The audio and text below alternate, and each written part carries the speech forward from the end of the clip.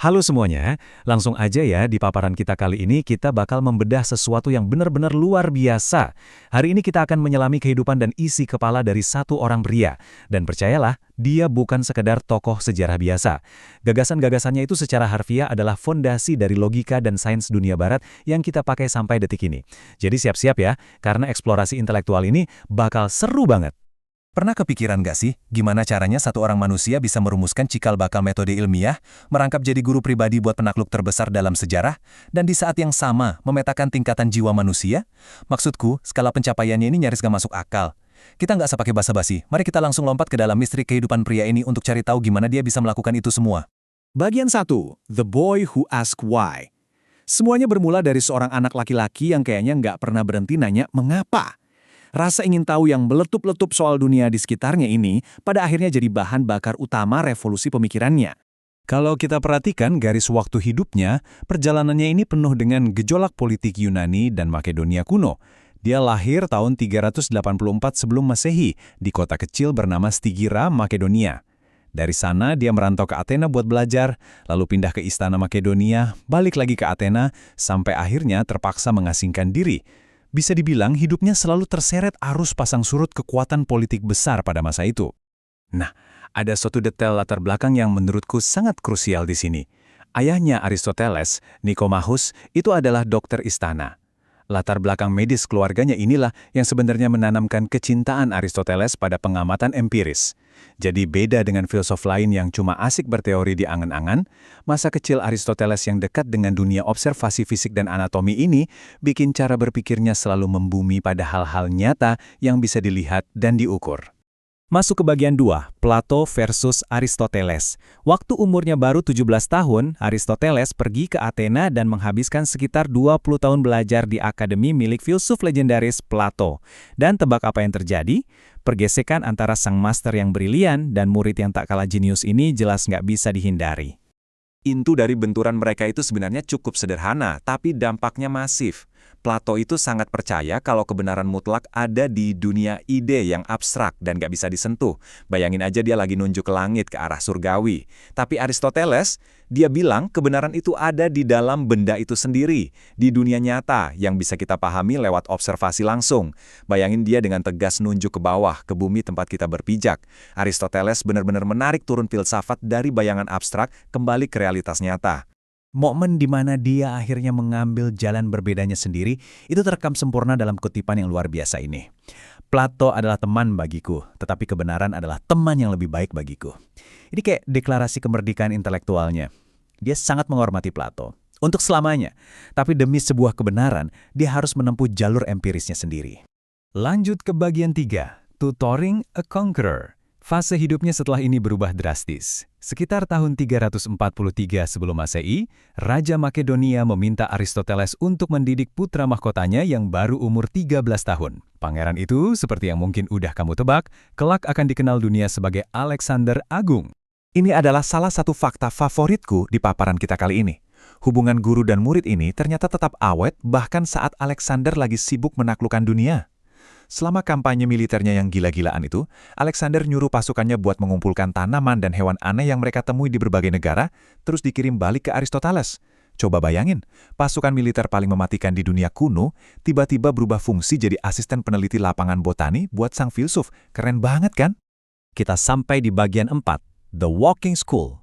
Jadi, setelah Alexander resmi naik tahta, Aristoteles kembali ke Athena. Di sana, dia ngebangun kerajaan pengetahuannya sendiri yang secara langsung menyaingi akademi milik Plato.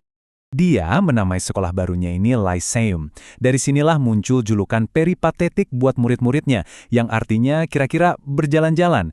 Kenapa? Karena Aristoteles itu tipe guru yang nggak betah nyuruh muridnya cuma duduk diam di kelas. Dia lebih suka ngajar, berdebat, dan mikir sambil jalan-jalan santai menyusuri taman sekolah. Pendekatan belajar yang benar-benar aktif dan dinamis. Dan kamu harus tahu seberapa mutakhirnya Lyceum ini pada masa itu. Sejarawan kuno Strabo bahkan bilang kalau Lyceum adalah rumah bagi perpustakaan pertama dalam sejarah manusia. Ini bukan cuma tempat nongkrong atau diskusi biasa. Ini adalah lembaga riset raksasa. Mereka punya peta geografis yang sangat detail, museum spesimen biologi, dan oh ya, semua ini dibiayai jor-joran oleh dana yang gak terbatas dari mantan muridnya, Alexander. Bagian 5, Decoding the Universe. Dibekali fasilitas sekeren itu, Aristoteles mulai mendekodekan alam semesta. Dia menyusun kerangka berpikir luar biasa untuk membedah segalanya, mulai dari hukum fisika sampai etika kehidupan bermasyarakat. Biar kebayang gimana jalan pikirannya, mari kita bahas salah satu teorinya yang paling terkenal, 4 penyebab. Aristoteles bilang, untuk benar-benar memahami sesuatu, kamu harus tahu 4 hal. Kita ambil contoh patung marmer aja deh. Pertama, penyebab material. Dari apa patung itu dibuat? Dari batu marmer. Kedua, penyebab formal. Apa bentuknya? Ketiga, penyebab efisien. Siapa yang bikin? Jawabannya, ya sang pemahat. Dan keempat, penyebab final. Untuk apa patung itu dibuat? Fungsinya apa? Logika yang sangat jernih ini bikin konsep yang ribet sekalipun jadi gampang banget dipetakan. Nah, dari fisika, kita geser ke manusia. Dia punya satu konsep keren banget namanya eudaimonia. Aristoteles percaya kalau tujuan pamungkas hidup kita sebagai manusia adalah mencapai eudaimonia, atau kebahagiaan dan perkembangan diri yang sejati. Caranya gimana? Dengan pakai akal sehat kita untuk selalu mencari jalan tengah di antara dua ekstrim, semacam titik keseimbangan lah. Contohnya, keberanian itu kan sebenarnya titik tengah yang pas antara sifat pengecut dan kecerobohan yang nekat. Tapi ada tapinya nih. Aristoteles sadar betul kalau kita nggak mungkin bisa mencapai kebahagiaan itu sendirian. Makanya dia ngasih kita label zoon politikon atau hewan politik. Manusia itu pada dasarnya makhluk yang sangat sosial. Mustahil rasanya kita bisa benar-benar berkembang dan bahagia kalau kita cuma mengisolasi diri. Secara insting kita bakal selalu kumpul, bikin komunitas, dan membangun negara. Dari pemahamannya soal komunitas itulah, dia mulai menganalisis gimana sebuah pemerintahan harusnya berjalan. Gila loh, dia sampai membedah 158 konstitusi dari berbagai kota. Terus dia bikin matriks sederhana buat mengkategorikannya berdasarkan ada berapa orang yang berkuasa dan buat siapa mereka berkuasa. Kalau cuma satu orang yang berkuasa dan demi rakyat, itu monarki. Tapi kalau dia egois, jadinya tirani. Kalau sekelompok elit yang berkuasa demi rakyat, itu aristokrasi. Kalau demi kantong mereka sendiri, namanya oligarki. Pemetaannya benar-benar logis dan tajam banget kan? Sayangnya, kita harus masuk ke bagian 6, Exile and Lasting Legacy. Sepintar apapun Aristoteles, dedikasinya pada ilmu pengetahuan nggak bisa melindunginya dari kerasnya politik. Di akhir hidupnya, waktu terasa berdetak makin cepat dan makin mengancam. Tahun 323 sebelum Masehi, badai datang. Alexander Agung tiba-tiba meninggal dunia di Babilonia. Dan mendadak, kedekatan Aristoteles dengan kerajaan Makedonia berubah jadi senjata makan tuan yang mematikan. Sentimen kebencian terhadap Makedonia langsung meledak di Athena. Lawan-lawan politiknya mengambil kesempatan ini dan menuduh Aristoteles tidak menghormati dewa. Di zaman itu, tuduhan kayak gini tuh nggak ada dasarnya, tapi hukumannya mematikan. Tanpa perlindungan militer dari Alexander, Aristoteles terjebak dalam pilihan yang memilukan, bertahan di Athena dan dihukum mati, atau lari dan mengasingkan diri. Pas dia akhirnya memutuskan buat pergi, dia melontarkan satu kalimat perpisahan yang sangat menusuk. Saya tidak akan membiarkan orang Athena berdosa 2 kali terhadap filsafat. Ini sindiran telak loh, merujuk pada tragedi puluhan tahun sebelumnya ketika Athena mengeksekusi Socrates. Aristoteles akhirnya pindah ke pengasingan, dan sayangnya dia meninggal dunia 1 tahun kemudian.